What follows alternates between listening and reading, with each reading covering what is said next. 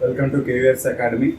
Today we discuss మనం mind calculations అనే arithmetic పార్ట్లో ఎలా ఉంటాయి ఏంటి అసలుకి మైండ్ క్యాలిక్యులేషన్స్ అంటే ఏంటిది అనేది అసలు ఒక నాన్ మ్యాథ్స్ బ్యాక్గ్రౌండ్ స్టూడెంట్ కూడా ఈజీగా సాల్వ్ చేసేలాగా మనము మన టీచింగ్ మన వే ఆఫ్ అటాకింగ్ క్వశ్చన్స్ని ఎలా అటాక్ చేస్తాము. సో క్వశ్చన్ సాల్వ్ చేసే ప్రాసెస్లో మనకి తక్కువ టైం పట్టాలి, అట్ ద సేమ్ టైం ఎక్కువ క్వశ్చన్స్ అటెంప్ట్ చేయాలి కదా. సో కాబట్టి మనం ఆ వేలోనే మన టీచింగ్ ఉండేలాగా ఉంటుంది. సో దీంట్లో మనకి ముఖ్యంగా అథమెటిక్ పార్ట్కి వచ్చేసరికి మైండ్ క్యాలిక్యులేషన్సే కదా. అంటే ఏదైనా ఒక క్వశ్చన్ని ఎలా సాల్వ్ చేయాలి అనేది మనకి ఇక్కడ మెయిన్ కావాల్సింది అనమాట. మనం ఒక క్వశ్చన్ ఎలా సాల్వ్ చేయాలి అనే దానికి మైండ్ క్యాలిక్యులేషన్సే కదా. సో అంటే మన క్యాలిక్యులేషన్ పార్టే కదా బేస్ రోల్ ప్లే చేసేది. దీంట్లో మనం నిన్న ఫ్రాక్షన్ టేబుల్ అని చూసినాం కదా. ఫ్రాక్షన్ టేబుల్, ఈ ఫ్రాక్షన్ టేబుల్లో మనము one part is equal to 100% అని తీసుకున్నాం కదా. అంటే ఇది అంతా ఏంటిది, శాతానికి సంబంధించింది, అంటే పర్సంటేజ్కి సంబంధించింది కదా. పర్సంటేజ్ అంటే పర్ సెంట్ అంటే ఏంది, అంటే సెంట్ అంటే ఎంత 100 కదా. సో ఒక 100కి ఎంత అనేది పర్సంటేజ్, ఒక 100 మీద మనం ఈ క్యాలిక్యులేషన్ చేస్తాం అనమాట. అంటే ఒక 100తో ఏదైనా ఫర్ ఎగ్జాంపుల్ మనము ఏదైనా స్కోర్స్ని కంపేర్ చేస్తున్నప్పుడు మనం దేంతో కంపేర్ చేస్తాము, 100%తో కంపేర్ చేస్తాం. 100%కి ఎంత పర్సంటేజ్ వచ్చింది అనేది మనం క్యాలిక్యులేషన్ చేస్తాం కదా. సో అలాంటిది అనమాట ఈ పర్సంటేజ్. ఆ పర్సంటేజ్ దేంతో 100తో క్యాలిక్యులేట్ చేస్తున్నాం. ఇప్పుడు 100% అనేది ఇప్పుడు మనం ఫర్ ఎగ్జాంపుల్ 1 పార్ట్ అనేది 100% అయితే 1 పార్ట్ అనేది 100% అయితే అదే 1/2 అనేది 50% అవుతుంది కదా. అంటే ఏంటిది, దీనిలో సగం అవుతుంది ఇది, అంతే కదా. దీనిలో సగమే కదా ఇది. అంటే మనం ఇక్కడ ఏం చేసినాం, 1ని హాఫ్ చేసినాము.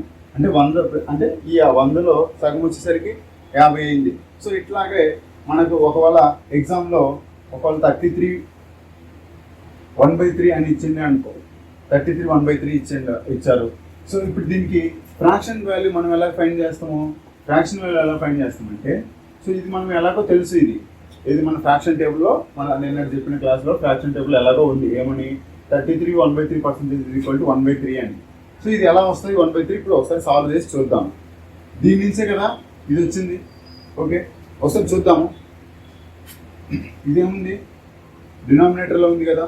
డినామినేటర్లో నుంచి నార్మల్ నెంబర్కి మార్చాలి అంటే నార్మల్ ఫ్రాక్షన్కి అప్పుడు ఏం చేయాలి, దీంతో మల్టిప్లై చేస్తాం కదా. సో 3 × 33 ఎంత 99.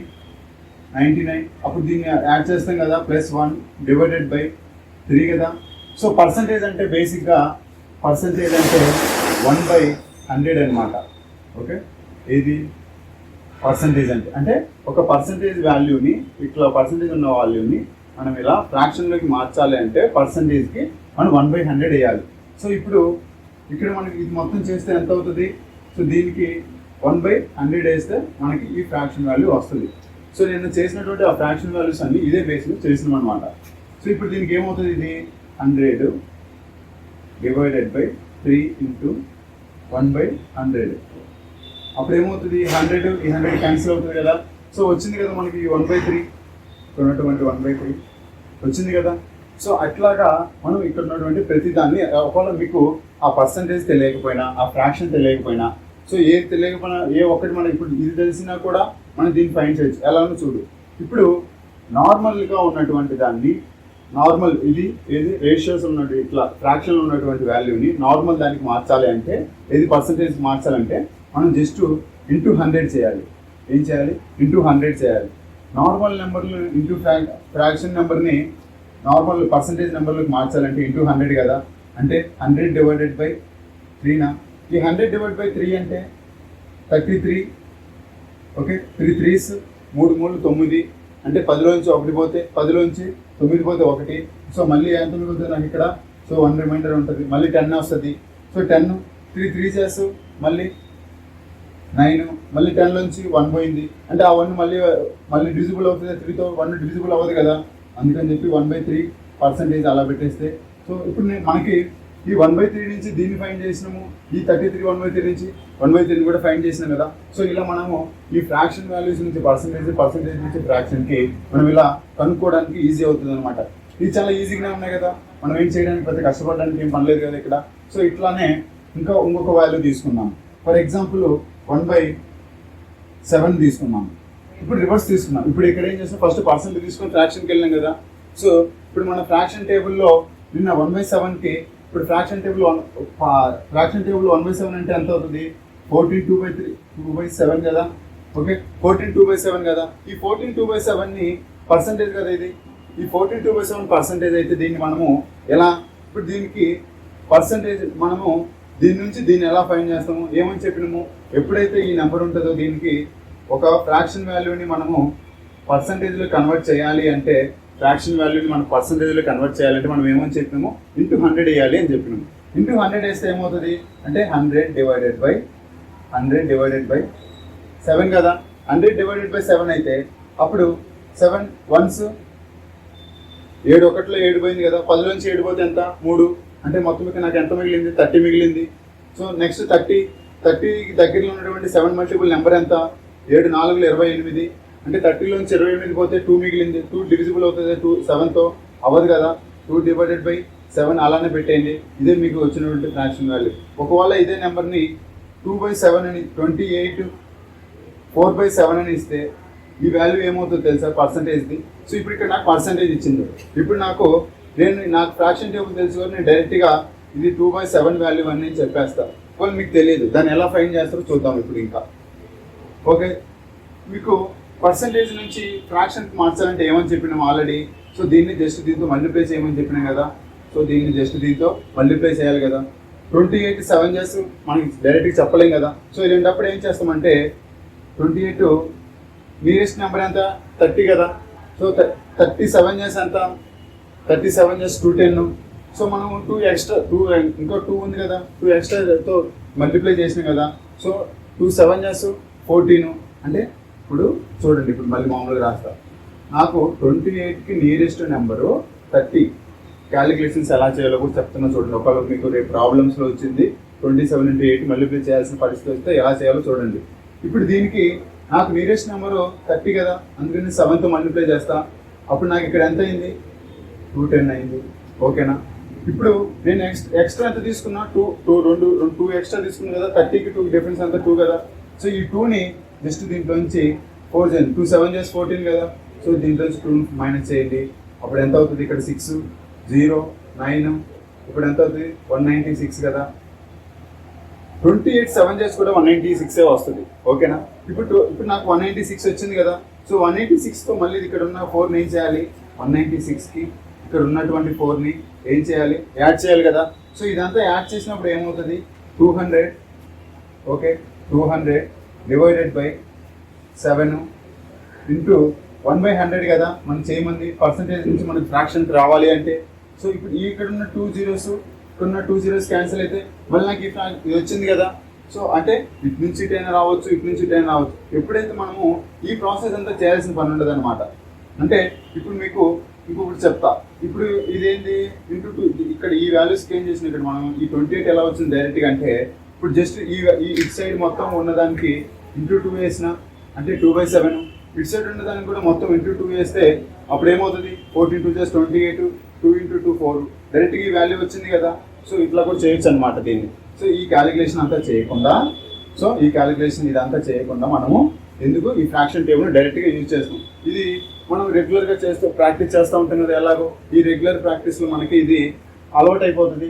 సో ఈ అలవాటు అయినప్పుడు మనము జస్ట్ డైరెక్ట్గా ఇప్పుడు ఈ 33% 33 1/3 కనిపించగానే మనం డైరెక్ట్గా 1/3 అని మన బ్రెయిన్లోకి వచ్చేస్తుంది. ఇప్పుడు ఇంకొక నెంబర్ చూద్దాము. ఒకవేళ ఈ 33ని 1/3 ఇంకొక విధంగా ఎలా అడుగుతుడు. ఇప్పుడు 33 1/3 కదా. ఇప్పుడు అవతల మనం చెప్పినట్టు సో దీనికి జస్ట్ ఒకవేళ ఇంటూ 2 చేసింది అనుకుందాము.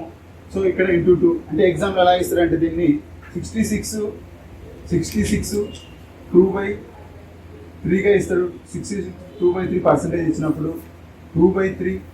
ఓకే, 2/3 ఫ్రాక్షన్ అవుతుంది కదా.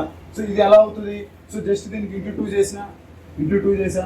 సో ఇటు సైడ్ మొత్తం ఇంటూ 2 చేస్తే 6 2 1 × 2 అవుతుంది కదా. సో 2 అయింది. సో ఇప్పుడు నాకు నెక్స్ట్ ఏమవుతుంది, సో ఇక్కడ మొత్తం 1/3కి నేను ఇంటూ 2 చేసిన. సో ఇప్పుడు 1/2 కూడా ఇంటూ 3 చేసిన కాబట్టి 2/3 వచ్చింది. సో సో దీన్ని కూడా మనం ఏది ఇట్లా చేసి చూసినాం కదా, ఇలా కూడా చేయొచ్చు. ఒక నీకు ఇది తెలియదు 66 2/3 అనేది, దాన్ని ఫ్రాక్షన్లోకి ఎలా మార్చాలో చూద్దాము. 66 3s 198. సో ఇది ఇలా ఎలా చెప్పగలుగుతున్నా అంటే మీరు అలా క్యాలిక్యులేషన్ చేస్తూ ఉంటే ఆ ప్రాసెస్లో అలా వస్తుంది అనమాట. ఇప్పుడు నేను డైరెక్ట్ 66 × 3 98 ఇక్కడ ఉన్నటువంటి +2. ఓకే, టోటల్ ఇదంతా ఎంత అయింది 200 డివైడెడ్ బై 3 ఇంటూ పర్సంటేజ్ నుంచి ఫ్రాక్షన్కి మార్చాలంటే ఏం చేయాలి 1/100 కదా. సో ఇక్కడ ఏం చేస్తా నేను 1/100 చేస్తా. సో ఇది 2 ఇటు 0 క్యాన్సిల్ అయినాయి. సో మళ్ళీ నాకు ఈ 2/3 వచ్చింది కదా. సో ఇలా ఈ ఫ్రాక్షన్ నుంచి పర్సంటేజ్ నుంచి ఫ్రాక్షన్కి ఈజీగా ఇలా కన్వర్ట్ చేసుకుంటూ వెళ్తాం అనమాట. ఎంటైర్ ఈ ఫ్రాక్షన్ టేబుల్ మొత్తం ఇలానే ఫైండ్ చేస్తాం. ఎంత ఒకవేళ పెద్ద నెంబర్ ఇచ్చింది, మీకు ఫ్రాక్షన్ టేబుల్ తెలియదు. ఫర్ ఎగ్జాంపుల్ ఒకవేళ అక్కడ ఎగ్జామ్లో 26తో చేయమని చెప్పారు. 26తో ఇప్పుడు 26 బైలో వచ్చింది కదా, 26 బైలో వచ్చింది. ఓకే, ఇప్పుడు దీన్ని ఎలా ఉంది, ఇది ఫ్రాక్షన్లో ఉంది కదా. సో మనకి ఇది నార్మల్ దానికి మారాలి అంటే ఏమని చెప్పినాము ×100 కదా చేయాలి, ×100 చేయాలి.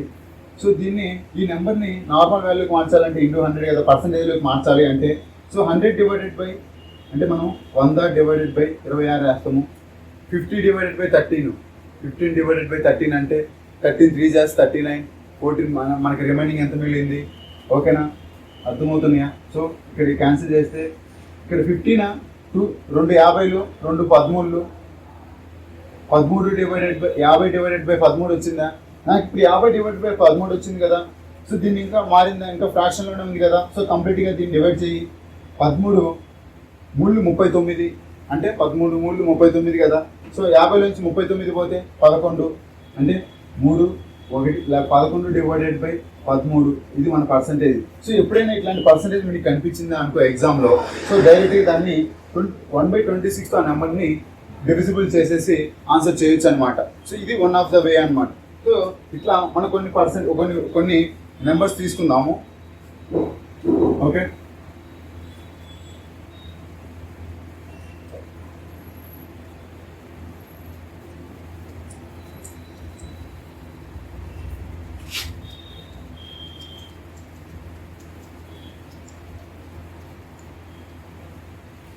ఇప్పుడు ఫర్ ఎగ్జాంపుల్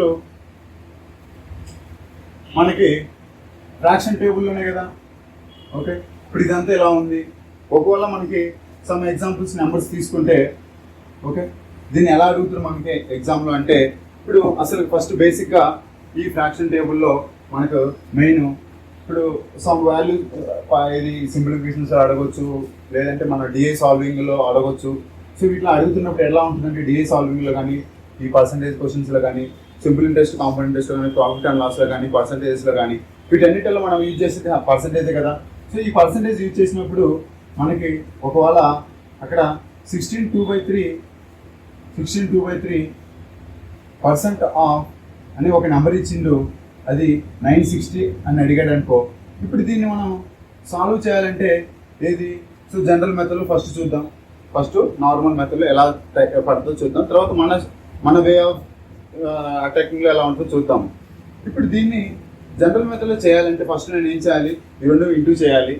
సో దీన్ని ఫస్ట్ ఈ పర్సంటేజ్ మొత్తం నేను ఫ్రాక్షన్లోకి మార్చాలి కదా. సో లేదంటే అప్పుడు ఏమవుతుంది, ఫస్ట్ దీన్ని మార్చకపోతే నేను క్యాన్సిలేషన్ చేయగలుగుతున్నా, చేయలేను. లేదంటే దీన్ని 2 విధాలుగా చేయొచ్చు. 16 2/3 × 1/100 × 960 కదా. సో ఇది వన్ ఆఫ్ ద వే కదా. సో ఈ జీరో క్యాన్సిల్ చేస్తాము. ఓకే, బాగానే ఉంది. నెక్స్ట్ ఇక్కడ 10 మిగిలింది, ఇంకెక్కడైనా క్యాన్సిలేషన్ పోయే స్కోప్ ఉందా. సో 10 ఇక్కడ ఎప్పుడైనా డినామినేటర్ 10 ఇలానే ఉంచుకోవడం బెటరు.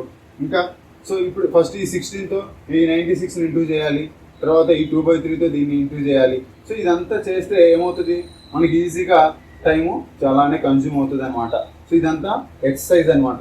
సో దీన్ని చేయకూడదు, ఇలాగా ఎప్పుడు చేయకూడదు అనమాట. ఇప్పుడు ఈ ప్రాసెస్ అంతా చేసేదానికన్నా మన దగ్గర ఒకటి ఉంది, ఏంటిది, సో జస్ట్ దీన్ని ఇంటూ చేయి. ఇక్కడ ఒకరికి పర్సంటేజ్ కూడా తెలియకపోయినా కూడా మనం ఎలా చేయాలో చూద్దాము. ఇప్పుడు నీకు దీని ఫ్రాక్షన్ వాల్యూ తెలియదు, కానీ ఈ సర్కస్ అంతా చేయకుండా మనం సాల్వ్ చేయొచ్చు అనమాట ఎలాగో. సో ఇప్పుడు దీన్ని జస్ట్ దీంట్లో 16 into 3 అయ్యి 16 3 is 48, 48 plus 2 50, 50 divided by 3, 50 divided by 3 అంటే 50 divided by 3 వేసుకోవచ్చు కదా మనము. 50 divided by 3 వేసినప్పుడు ఇప్పుడు నాకు దీనికి ఏం చేయాలి, నేను 100 కదా, 1/100. ఇప్పుడు నాకు ఫ్రాక్షన్ టేబుల్ తెలియదు కాబట్టి ఇదంతా వేస్తున్నా.